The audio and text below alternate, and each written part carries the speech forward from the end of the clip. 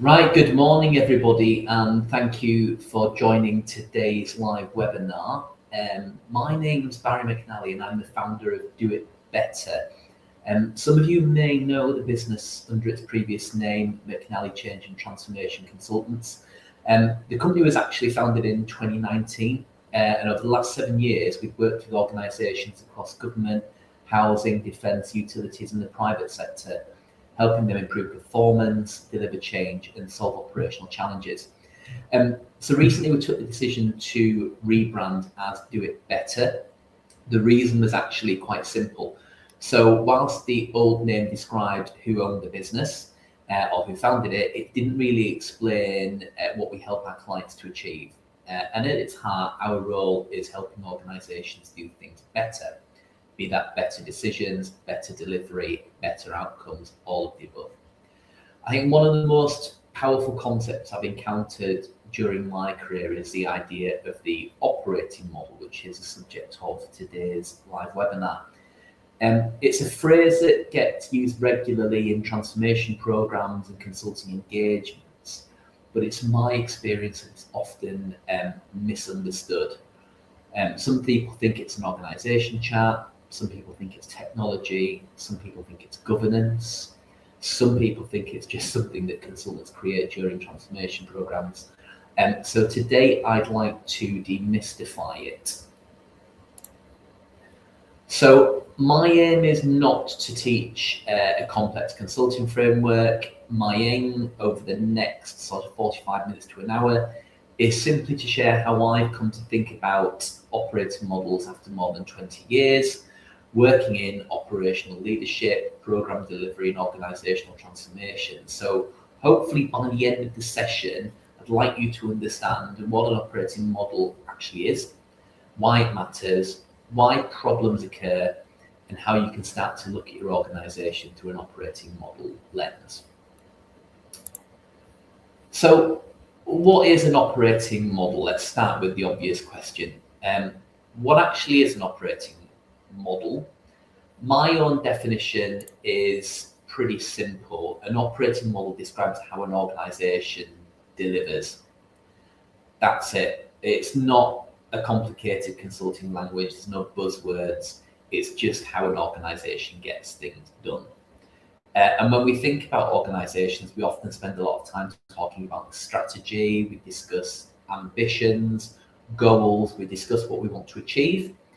But strategy doesn't actually deliver anything. What delivers outcomes is the operating model that sits underneath the strategy.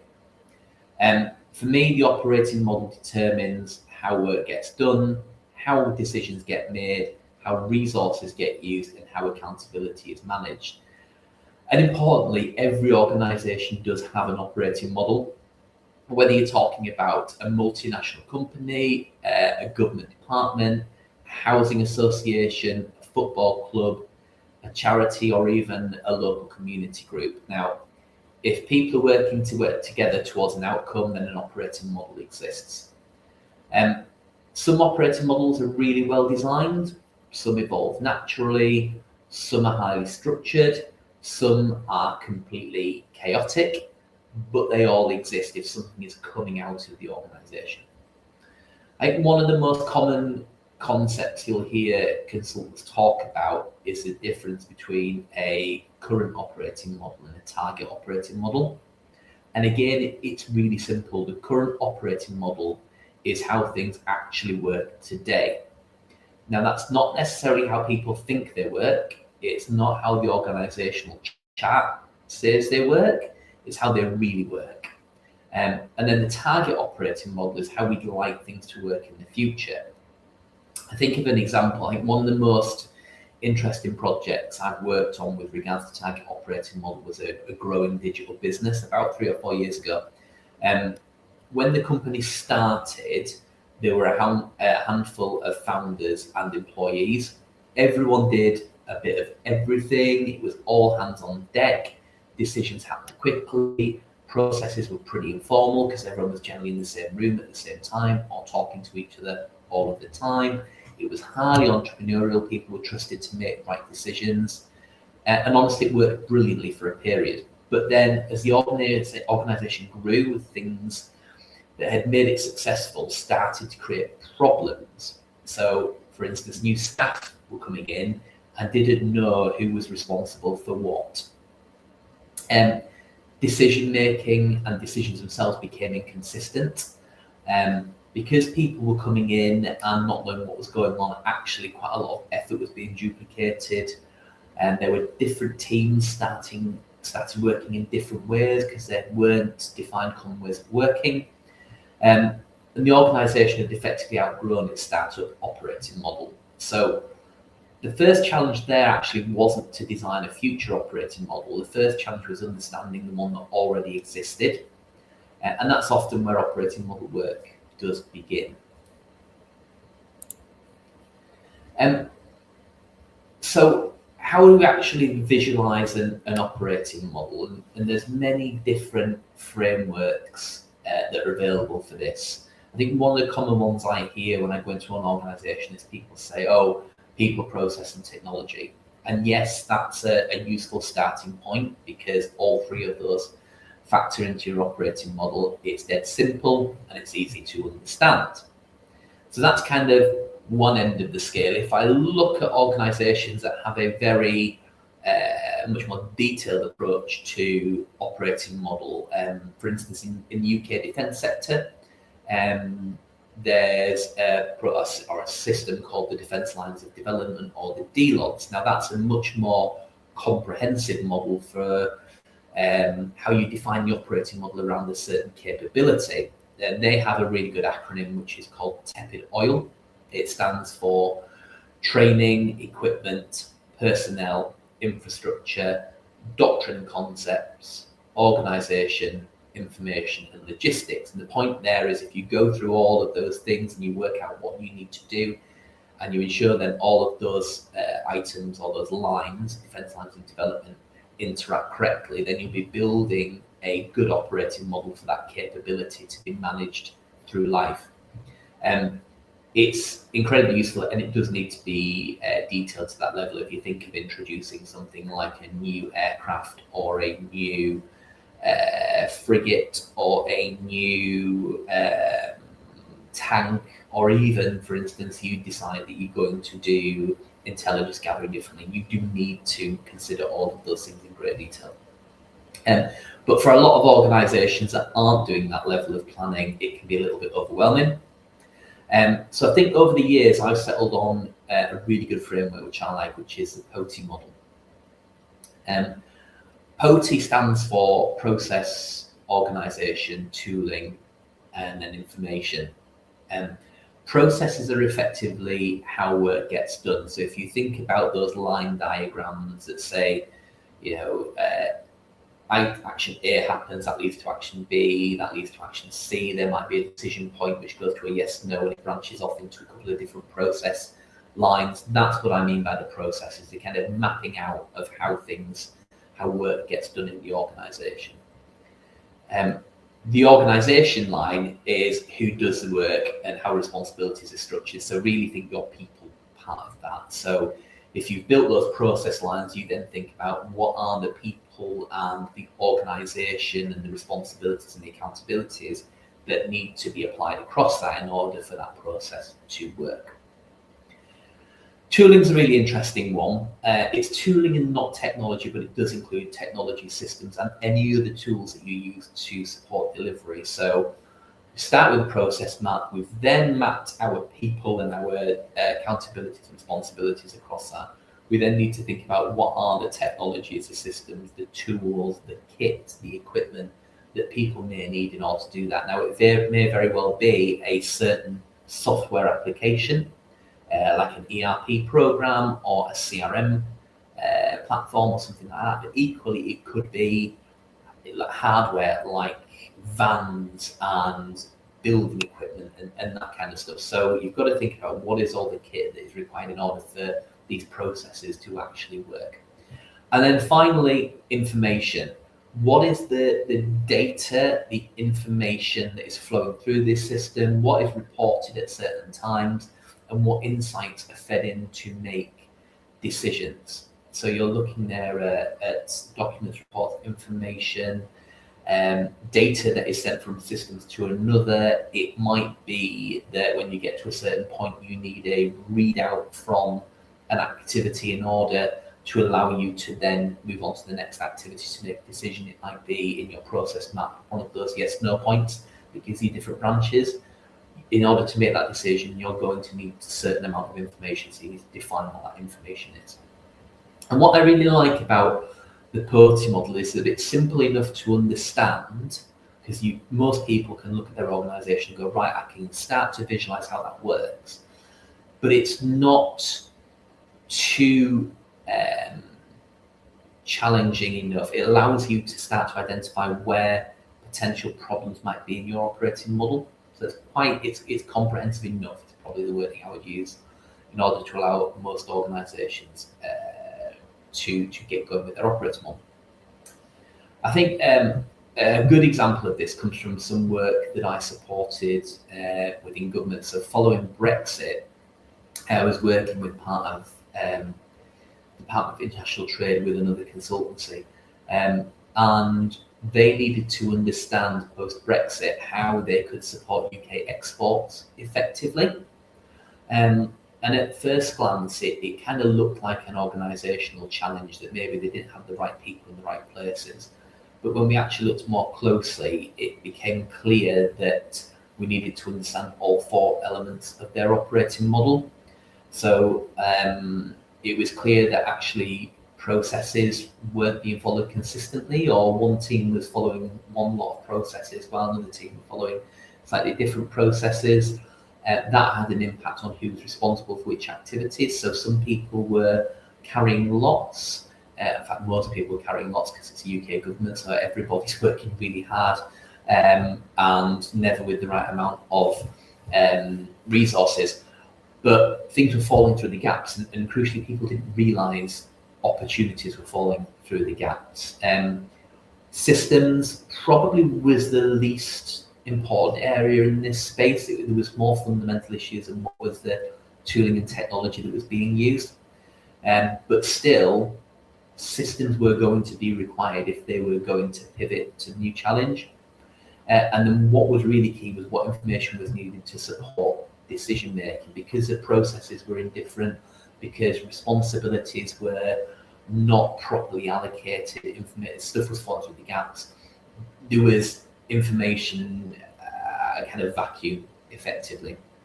And I think only when we understood all four and we mapped the kind of way they currently do stuff within their current operating model, could we then design a future operating model that genuinely supported delivery.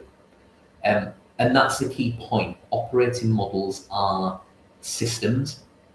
All of the elements interact with one another, and you can't change one part without affecting the other. What was really interesting in this example, if I just talk a little bit more about it, was the context of the situation had changed. This team had gone from kind of pre-Brexit responding to kind of incoming requests for export information. Country X needed this item, they approached UK, what do you have available? With the change in Brexit, particularly with European partners, that engagement kind of changed. And so what we needed to pivot to was a much more proactive pushing of products and services that the UK developed into the market. So rather than being reactive, which is what the model was originally set up for and it worked well to the point of Brexit, the model needed to be way more proactive and break through some of the, I won't say barriers, but some of the challenges that have been put in place because of the post-Brexit world. So what we actually needed to do was pivot away from a relationship management model to a product and services-led operating model, which was actually a much bigger operating model challenge than first envisaged. And it was really interesting to see, as we worked with the client for a period of I think about 4 or 5 months, the understanding that came. And actually, it wasn't, we didn't sit there and draw their operating model and say, you must do it this way. We facilitated them to understand how their current operating model worked, what the challenges were with their current operating model, and then actually facilitated them to design their target operating model, and they came up with the answers that worked for them. One of my big issues with consultancies is, and the worst consultancy people that land in tell you what to do, don't allow you to understand why changes are required, don't do that piece of that whole operating model kind of understanding piece, bring people on the journey, and then they just disappear off. And as soon as they go, people go, right, that was great. They put the paperwork to the side and they just go back to what they were already doing, because they might have been shown how to do something new, but no one's actually explained why they need to do something new. And so by having that, by bringing the client on the journey, which is kind of core part of what we do, and it's not just us, it's many of the partners and other consultancies that we work with or work through in some cases, it's really key that we bring people on, because we don't want to leave and then have all the good work, and to be honest, all of the money the client has invested be wasted because everyone goes back to the old way of working, which is already deemed inefficient or not sufficient for what is required. So just kind of segueing onto how we do our consultancy, it's really important that we bring people on the journey with us, because we want to leave that organisation in a much better place than when we started, and ensure that organisation gets a return on investment for investing in us coming in to help them. If we look then at why problems occur, so I think it's a bit of an easy slide, but it's probably one of the most important slides that I'm going to talk about, because problems usually occur when parts of the operating model evolve independently, when you don't have that systematic view of the operating model. Technology changes, but we don't update the process. Structures change within the organisation, but we don't think about the impact on governance. Information requirements change, but we don't update our reporting methodology. And over time, misalignment develops. Now, that could be from a non-defined baseline, i.e. the startup example I gave previously, which is people just got on with it and the operating model kind of evolved naturally from what people are doing, or it could be that someone goes through a process of mapping out the current model, everyone signs up to it, but then it's not kept up to date as the organisation grows, continues to develop, all of that kind of stuff, and misalignment happens. A really good example, not from my consulting period, but from my previous time in the Royal Navy. So I used to work on submarines in the Royal Navy, and I was lucky enough that I worked on what was then the new Astute class submarine programme, actually the first of class HMS Astute. That submarine represented a huge leap forward in technological capability compared to old submarines. I have to be very careful what I say here about the technologies on board, but it had much more advanced systems. It was designed with much greater automation in line. There was a much greater reliance on technology built in. The technology between when these submarines were designed and when the previous classes of submarine had been designed and evolved dramatically. But actually, it was a little bit of a shock to the system for the crews, because the people, quite naturally, they were presented with this brand new submarine. Now, the Navy, the MOD manages this kind of thing very well. We have elongated sea trials, we have people involved in the build process, all of that kind of stuff. We didn't send a lot of people to see on a submarine with all this new technology that had never seen it before. But there was an extended period of people having to relearn how to operate the submarine. And a submarine is actually a really good example of an operating model, because it relies really heavily on what we call standard operating procedures. Your process maps saying who does what at the time, what technologies need to be used. It's almost your operating model in lots of manuals for how to operate the submarine. And this was very different to how people who had built their careers in previous submarines would use it. So that was a really good example of how the technology had evolved dramatically, and the rest of the operating model then needed to kind of catch up. I had a really good guy who'd spent his life on submarines. The guy who drives the submarine is called a planesman, and they're the person who actually sits at the controls and drives the submarine, makes it go down according to what the officer of the watch tells him to do. And on the older submarines, that was it looked like an old-fashioned kind of aircraft setup with almost something that you would see on like a Lancaster bomber style thing, where the guy would pull it to go up, push it to go down, turn left, turn right, etc. Astute class, very different, computerized. There's a little joystick, but actually it's designed that you just type in what depth you want to go to, and the submarine takes you to it. It works out all the ballasting you need to do in order to make the submarine heavier, lighter, etc. to do all of that. And some of the guys who came in who'd done this previously really struggled then to get to the required level to be planesmen on the Astute class, because they had spent their entire life using another operating model for how to drive the submarine, and all of a sudden they were expected to perform at the same level, or very quickly perform at the same level, but with a very different setup. Now, some people got it, but some people really struggled with it. What was really interesting was the kind of the young junior people who came in, and this was the only platform they ever knew, took to it like a duck to water. Now, some people might say that's because they're the PlayStation generation, or they were the PlayStation generation. This was in the late 2000s. But actually, I think it was because they hadn't learned the operating model in a previous way and were suddenly having to adapt to a new way. They're learning this for the first time. So I think that's a good example of how you need to really think about all parts of the operating model. I'm not saying they got it wrong. It was just a really good example of how you could see the technology had dramatically gone up, and then the process had also gone up, but the people element was struggling to move at the same speed.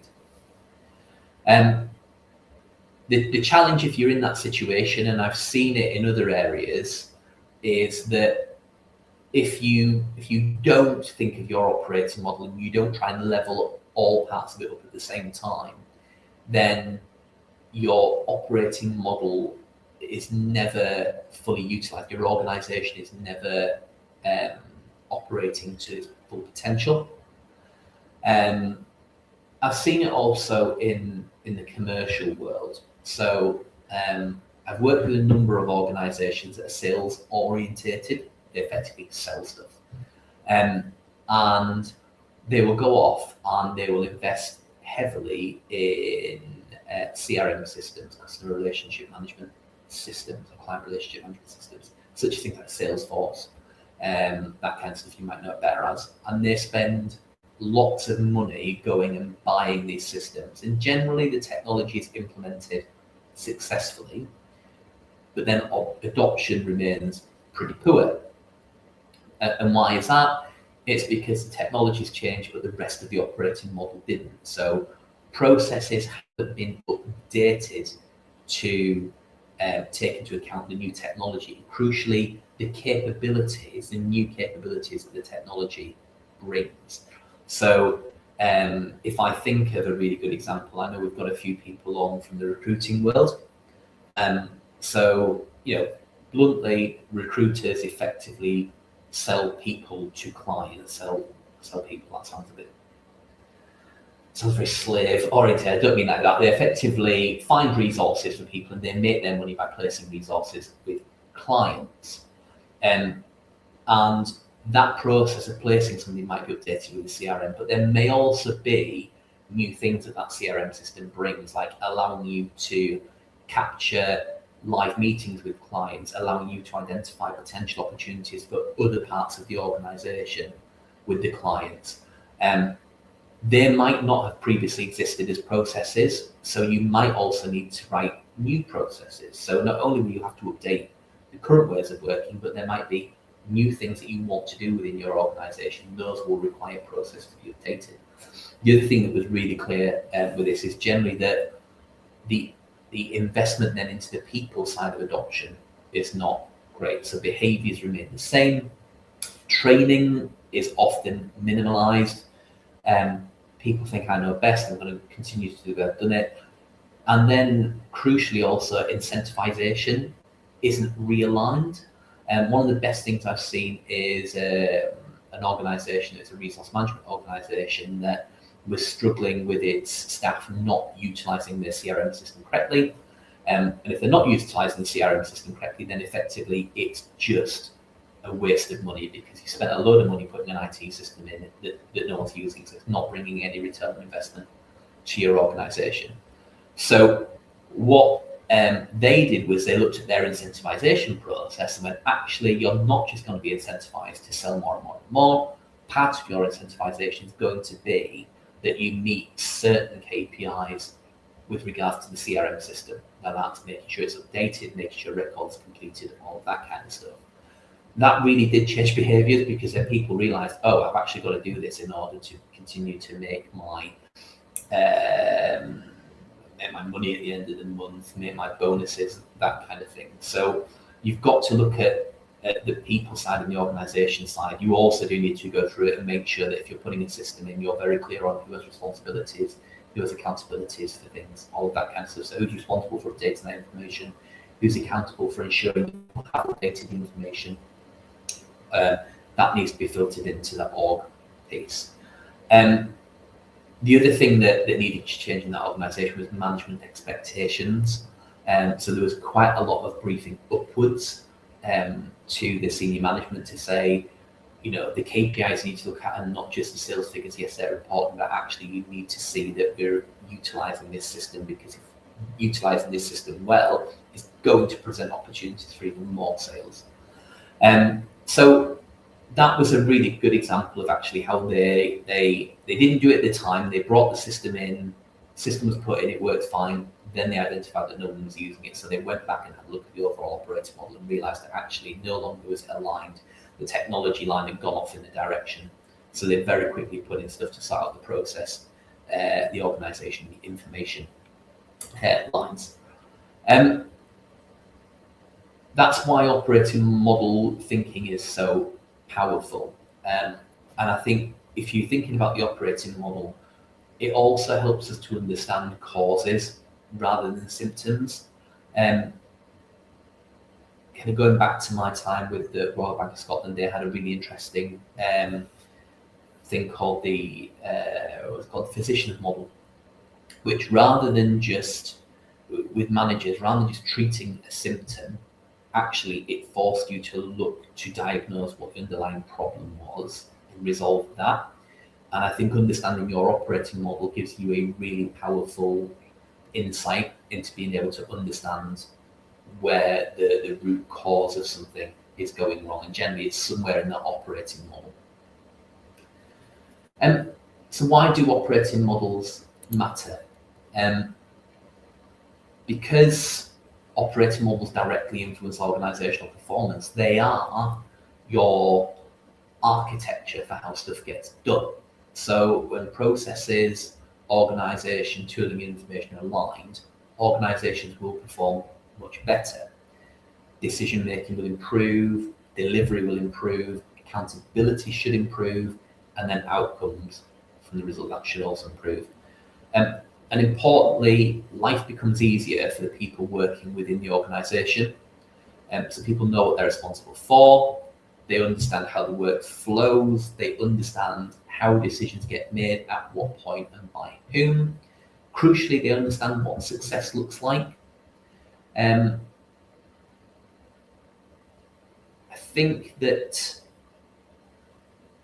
if you think about the operating model, as I said, it's that kind of that architecture of your organisation. It's never going to be for a limited period only, is it ever going to be exactly right. Like all good organisations evolve, your operating model will continue to evolve. So you need to constantly be, as your organisation does evolve and grows, it may be starting new product lines, it may be goes into a new sector, it maybe goes through some kind of disruption, or it just does well. You need to constantly be looking back at your operating model and saying, okay, are we still aligned? But also looking at the opportunities from the operating model. So there may be opportunities for efficiency, i.e. looking back and going, actually, this process is really manual, but actually now there's new technologies available that if we invest in that, there's an opportunity to change it. So knowing what your operating model is, being conscious of it, and having some kind of review period of it actually doesn't just ensure that you're not going to do things wrong, but it might actually identify opportunities for improvement. I think there's a huge area of that with AI coming in. There's opportunities to automate within operating models. There's opportunities to operate parts of operating models. There's opportunities to automate the oversight of your operating model. And I'm going to do a webinar on AI and its impact on operating models separately, but just to give you a taste of there's kind of three key areas where I see AI disrupting all organizations. So one is that kind of individual productivity support. So for every worker who has access to Copilot, who says normally it takes me an hour to write a report or take some data off a spreadsheet and interpret it and put it in here, but I'm going to use my organization approved Copilot or whatever system the organization has got in, not just got on ChatGPT, but their approved AI to help me speed that up. Or it could be, there's a whole raft of things that we do on a daily basis now, individually in our workplace, that AI will allow us to do quicker. So there's that kind of individual productivity assistant AI. There's then the next level, which is looking at some of the processes, or what you might call the sub-operating models, which traditionally have been quite manual, or have required lots of people to view data at certain times, take decisions, all that kind of stuff. I'm really thinking procurement processes, shared services, could be raising technology tickets for support, that kind of thing. Many of these things will have service desks, that kind of thing. I think AI, there's an opportunity to not just overlay AI, but to transform those internal services. I think the internal services are the real area where people generally get frustrated in their organizations because they say these processes are really not great, they're quite labor intensive. You send an email off to a department, you don't know if it's been captured. So I think there's a real opportunity in AI to want to make them more transparent, make them move faster. And then the third bit is utilizing AI at an organizational kind of oversight level to effectively spot where your organization overall could be more efficient, could be more effective, identify potential opportunities, the stuff that strategically we can't see because we're too close to it or we don't have the capacity to read all information. There's an opportunity for AI at that level as well. So I see there kind of being three separate levels where AI could come into an organization and really help to transform the operating model. It won't replace the operating model. There will always need to be processes, organizations, tooling and information, but actually AI could be a really key tool in there that supports that operating model to be more effective, more efficient, however, whatever transformation you want to deliver within it. So I think that having an understanding of that really allows you then to see what those opportunities are. Having an understanding of your operating model allows you to identify what some of those future opportunities might be.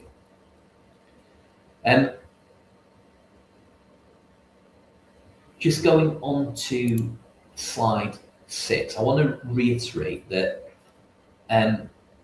every organisation has an operating model. In a moment, I'm going to ask anyone that's online to, you can use the comments on LinkedIn Live, by the way, to forward any questions, any ideas, anything you want to discuss, we can have a conversation about in a moment. But I think hopefully what I've shared today gives you a practical way of thinking about operating models, and perhaps encourage you to view some organisational challenges through a slightly different lens. Why does that department do it like that? Why does that person send that information in that way? Why are we using that system particularly? Or what is this process? Why do I need to go and see this person for a decision? It's all part of the operating model. Now, I'm not saying that it's correct, but what it hopefully allows you to do is then take a step back and say, right, I can now start to understand the component parts to my operating model. It might help you realize that your organization works in a certain way because that's what works for your organization and that's really good. Or it might allow you to go, actually, I think it's not working as well as it could be and it's slightly broken. But either way, you need to have that awareness and consciousness of the operating model. So yeah, I'd like to open up for any questions, comments, discussions that you want. Please do use the chat. I have got a couple that people have previously sent me. I've got one here which is what is an example of the worst operating model you've ever seen? And kind of again going back to my time in the Royal Navy and actually my first job out of university. So went to university, joined the Navy in my early to mid 20s. I was a logistics officer and my first job was as an executive assistant for the person that looked after all maintenance within the naval base, so all the maintenance of the ships, the submarines, any vehicles in the naval base. And the model there was a partnership with, at the time, Babcock. I think it probably still is Babcock. And so Babcock were the kind of strategic partner. They did all the engineering work, all of that kind of stuff. And I had this situation where part of the business services team came to me and said, "Oh, we have to run this customer satisfaction approach," was what it was called. And said every time a ship, a submarine comes in for a maintenance period, we want some kind of event at the end of it where they give us feedback, we all chat about it and we learn the lessons, which I think is a great idea. I'm all for that kind of thing. But what was presented to me was I needed to set up a meeting with all of the heads of the departments from around the naval base, which is a lot of people in one room, and then get the senior staff from that ship or submarine, so the captain, the executive officer, the heads of department, to then come in, and there'd just be a conversation. And it didn't, for a start, I looked at it and thought, well, that's not going to work. There's absolutely no way I'm going to be able to line up all of the naval base heads of service, both in military side, MOD, and in Babcock, all in one room. But equally, that's not how it works. You don't sit down with, the captain doesn't sit down with the chief executive and talk in detail about the availability of cranes, during maintenance periods, or the level of welding, or all of these things that actually was the nitty gritty that we needed to get into. It's also not how the ships and submarines ran their maintenance periods. There would normally be a engineering lead on board who would run the maintenance period, who would be the kind of coordinator on board, would hold daily meetings, all of that kind of stuff, and they would then liaise. So basically we were getting a lot of heat because these meetings hadn't been taking place, but they weren't taking place because they were just never going to happen with availability of people. And also when they had happened in the past, people had gone along to and thought, this is a waste of time because we're not got the right people in the room discussing the right information. So we sat down, we kind of parked the current operating model for that, and we went, right, how would we do this with a blank sheet of paper? How does a maintenance period actually happen? Who are the key people? So what we did was identify that there would be one or kind of a couple of coordinators from the ship, basically who already does the job, who can utilise for that work. So we identified that the client would be whoever the engineering coordinator was, supported by maybe some of their engineering staff. It was pretty pointless bringing all of these departments into the room who didn't have a clue about the detail of what was going on. So what we actually did was we created, it was on A3, it was a great big kind of questionnaire, a customer satisfaction survey effectively. And it went through all of the potential services that were applied within a standard maintenance period. And basically we created a maturity, a kind of simple 1 to 4 or 1 to 5 scale. I can't remember, this was 2006 along the bottom. And then what we said was we gave that to the team at the start of the process, at the start of the maintenance period. We gave the engineering coordinator a brief and said, here's a survey, it's a working document. What we'd like you to do is keep it in mind, fill it in as you go through. There was space on the back for any notes, comments regarding any kind of particularly low scores or high scores, that kind of thing. And then we said to them, at the end of the maintenance period, there will be a sit-down meeting with yourself and a small team from business services. You can go through it, we will collect the information. And then the business services model was actually then responsible for sending that information out, so sharing it with the departments, but also tracking how that information was then actioned. So whether it was an immediate issue with, the process for ordering cranes is ridiculous in the base because you have to order them 72 hours in advance, but you don't know 72 hours in advance if you'll need one. Or so you end up with a crane sat on the jetty doing nothing, which takes out of action for people, which was a common problem. This was in Scotland. There's lots of wind in Scotland, so cranes don't operate that often in wind. So also you were relying on the weather quite a lot. Can't do much about that, but you need to factor that into how you want to do future maintenance.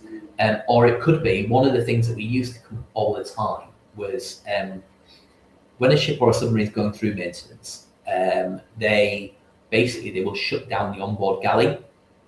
And so we used to have a porter cabin, which was effectively a mobile galley that would be put near the ship. And the crew that was on watch that couldn't leave the ship and go up to sort of the messes for their lunch would go to the mobile galley. But the mobile galleys were not really that good. They weren't really fit for purpose. They didn't have the kit that was on board the ships. And so people were eating what were effectively sort of fast ready meals, not ready meals because they were all cooked from fresh, but it was things like soups, stews, that kind of stuff. It wasn't the more hearty meals that they were responsible for. When people are stuck on board these units on duty for 24 hours, food's quite an important thing. Maybe they go up and the gas hadn't arrived for the gas heating, or the electric was down in the unit and things like that. They weren't the most reliable units either. And that was starting to come through in these things. So actually, it wasn't just a case of, oh, by the way, catering services and mobile galleys that you provide aren't great. It was a case of, they're not great, what are you going to do about it? Because we've now not just got feedback from one unit, we've got feedback from 4 or 5 units that have been through maintenance, all saying the same things. How do we turn that into something we can track, what information, what reports do we need? So we totally changed that customer satisfaction operating model. And what we actually saw was we didn't have the big grand meeting, which was what people that had been the kind of measure of success. It was the improvements that we saw in the data going forward, because we looked at the operating model and said, that's not fit for purpose, not having an effect. Let's change it. We've now got consistent metrics that we can monitor, and we can actually start to see improvements through that. So that was probably one of the worst operating models. It was wasn't that one didn't exist. It wasn't fit for purpose. It didn't deliver the outcome that was required of it. So that was probably the example of the worst operating model I've seen. What was a really good operating model, I kind of talked about it already, which was the resource management team that initially didn't have a great operating model around the CRM system that they brought in. But once they identified that actually there was no going back, you couldn't just take it out and get your money back from the CRM system, they really turned it around and actually realigned their entire operating model. They rewrote their processes, they created new processes, they really invested in training their people. Really importantly, they incentivized their people to use, to do the new processes and to use the system properly. The bit I didn't talk about that was really interesting. So when people did start using the system, they had a team who was like the kind of platform owner team, who initially was set up to solve problems with people logging into it or saying, I don't know where to do this, I don't know where to do that. And once they got people using it, people started to actually discover the benefits of using the system. That team suddenly started to get loads of kind of positive information in, saying, oh, it would be great if the system allowed us to do this. It would be great if the system allowed us to send a lead to someone in another department. Could the system have a catalogue of kind of departmental contacts that if we think there's an opportunity for, say, to put an outsourcing model into this company, how can we send it to that person within the system so they can click on it and see all the historical data? So that system went from being like a service desk to being more of a center of excellence for this solution. They started to work quite a lot with the technology provider to look at how they could utilize that. And that I've been in contact with them since, and that's moved on. And what's really interesting is now they're starting to one of the first adopters of AI into that system. So when people are having, and it's particularly good for new salespeople coming to their organization, because now the system can give them very clear scripts and prompts of what to say, but as they're having that conversation, it's being recorded in the CRM system, it's giving them live prompts, and it's pulling data and information from the system to say, would they be interested in this service? We do this, maybe they need to talk to this person. And it's putting all this prompt to make that a much richer conversation and a much better discussion that will ultimately lead to improved sales. So that's probably a good example of where somebody's really focused on their operating model and has seen how utilising the technology can improve the organisation bit, can improve the process bit, helps with the information flow. What was the other question that someone had asked me? Which bit do I think is any of the parts of any of the 4 parts of the operating model more important than another? I have to be careful how I answer this one. So you need to understand all of the components because they all interact with each other. So your processes interact with your people, your technology interacts with both of them, and information flows through the whole thing. But I would always caveat that the one you probably need to focus on the most is the organisation, the people element of the operating model. Now, when I go into transformation programs, generally, but people are focusing far too much on the technology. The technology is important. You'll see it all the time. We're doing an ERP transformation program. We need a transformation director that understands the application of ERP and code, and it really goes into the technical detail of it, or has experience of this specific Dynamics 365 application in this marketplace. Yeah, I get that, but actually, generally with technology, you're putting a lot of money into buying the technology. Very rarely, I say this because I do have seen technology go wrong, but very rarely does the technology go really wrong.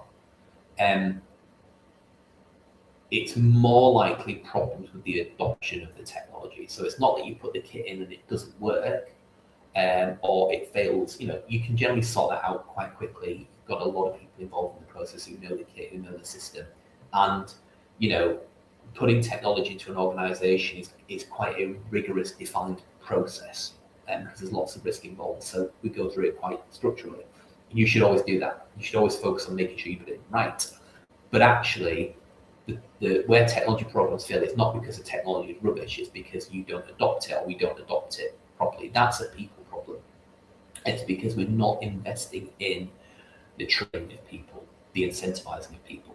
You can write all the processes in the world, you can have all the kit in the world, you can have all the information requirements in the world, but if your people don't work in the way you want them to do, that's all for nothing. It's just wasted money.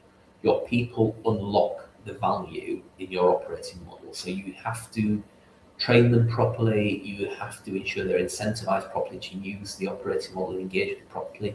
You have to ensure they understand what responsibilities they have, what accountabilities they have, the responsibilities and accountabilities of others.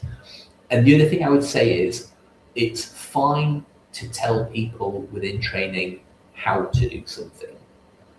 But the most important part of training someone within an operating model is why they need to do it. So why does them stopping the way they do something now and changing how they do it to a different way, how to do it's fine, don't type that number in there, type it in over there. Why type it in over there? Well, actually, if you type it over in there, it's in this other system, and that means we get that information faster, which supports better decision making. If people understand the why of what they're doing and the benefits that brings, they're far more likely to stick to it. And don't underestimate that rubber band instinct of people, which is they've been doing something one way for a long time. They've now gone to doing it a new way. The first time that they find a problem or it doesn't quite work or their login doesn't work or they don't know if it's sent the message through correctly or they get an error message, they'll just revert back. That rubber band will snap back and they'll revert back to doing it that way. So you really need to concentrate on your people and invest in your people adopting that new way of working. I think that's probably the most important thing. And that is where the vast majority of these technology projects fail. Yes, there might be issues with testing, or there might be issues with some coding, or it goes onto a system that doesn't quite work with in a new environment, whereas it worked brilliantly in the developer environment or something like that. But generally, there's clever people who will solve that for you, or you would have identified that early enough. The vast majority of these systems don't work because we don't train our people to use them correctly. The other danger with that is we try and, with technologies that we bring in as part of the operating model, we try to make them so bespoke and so easy for people because we don't want to invest in that kind of people side of things. So we want it to look like exactly how it used to look for them to do it. The cost of bespoking technology to an individual organization is incredible. It's so expensive. If you can stick to as much out of the box utilization as you can, that's far cheaper. Believe me, it is much cheaper to spend that money on your people. It's harder because it requires management and leadership. It requires you to manage your people, ensure they're working with it, potentially put money into incentivizing, all that kind of stuff. But changing behavior is harder but cheaper than bespoking your technology so you don't have to change that behavior. And again, one of the biggest ways to unlock that is not just to say how you do something that new way, but sell it to them with the why. And the vast majority of people, if they understand why they're doing it is a benefit to them and the organisation, then they will do it. That's us at about time now. I don't think there's any more questions coming through. What I would say is, hopefully you've enjoyed this webinar. We'll be doing weekly webinars, and I'll put the next version up soon where I'll go more into detail into elements of the operating model, potentially why transformation programs fail, which I just talked about. And these are all topics that are coming up in future webinars. If you do want to have a conversation with me that you didn't want to share on the live chat, then reach out to me on any of these ways. So you can email us at inquiries@doitbetter.uk. You can telephone or WhatsApp us direct, and it's there on the screen, 07872 446 864 in the UK. LinkedIn, our company page is there with the link, but just search Do It Better online. Alternatively, I'm on LinkedIn, which you'll be able to get through this session. DM me direct, more than happy to have a conversation. or you can go to our website where all this information is, which is just www.doitbetter.uk. So hopefully you've enjoyed that webinar. Hopefully you've learnt a lot about what the operating model is, and all I would ask is go out there into your organisation and have a look for that operating model. You don't have to go in and start, ripping it up and saying it's absolute rubbish, but just be more cognizant and understanding of it, have that awareness of that operating model, and that will allow you then to identify what works really well in your operating model and then what might not work. And if you do need any help with your operating model, we're offering 3 30-minute consultations, those initial discussions to help you maybe understand some of your challenges. So yeah, reach out to us. We can have a short conversation and see if there's a way we can help you with your operating model challenges. So thank you all very much for joining, and I'll speak to you all soon.